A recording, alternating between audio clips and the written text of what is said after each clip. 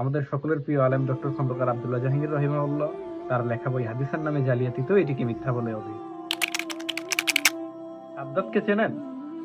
সাদ্দাত ছিল একটি অনেক বড় রাজ্যের রাজা।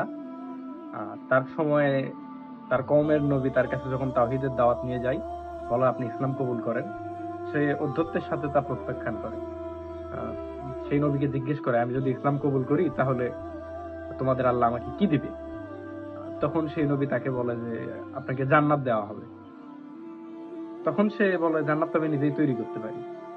তারপর সে জান্নাত তৈরির কাজ শুরু করে দেয়।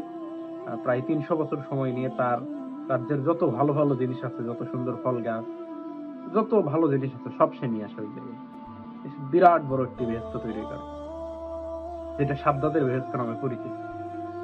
তারপর যখন সে সেখানে প্রবেশ করতে যায়, অনেক সৈন্য সামন্ত নিয়ে প্রবেশ করতে যাওয়ার সময় জান্নাতের প্রধান গেটে সে প্রথম যখন ঢুকবে, প্রথম পা দেয়, দেওয়ার পর দ্বিতীয় পা দেওয়ার আগেই মালাকুল মউত এসে তার জানটা কবজ করে নিয়ে যায়। এ ধরনের ঘটনা আমাদের বিভিন্ন শিক্ষার জন্যই বলা হয়।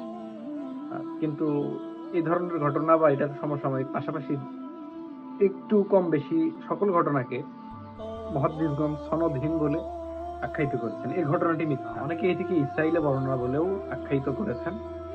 বাংলাদেশের মাসিক আল কাউসার পত্রিকাতেও এটি মিথ্যা বলেই দেখানো হয়েছে। এবং আমাদের সকলের প্রিয় আলেম ডক্টর খন্দকার আব্দুল্লাহ জাহাঙ্গীর রহিমাহুল্লাহ তার লেখা বই হাদিসের নামে জালিয়াতিতেও এটিকে মিথ্যা বলে অভিহিত করেছেন। আল্লাহ আমাদের হেফাজত করুন।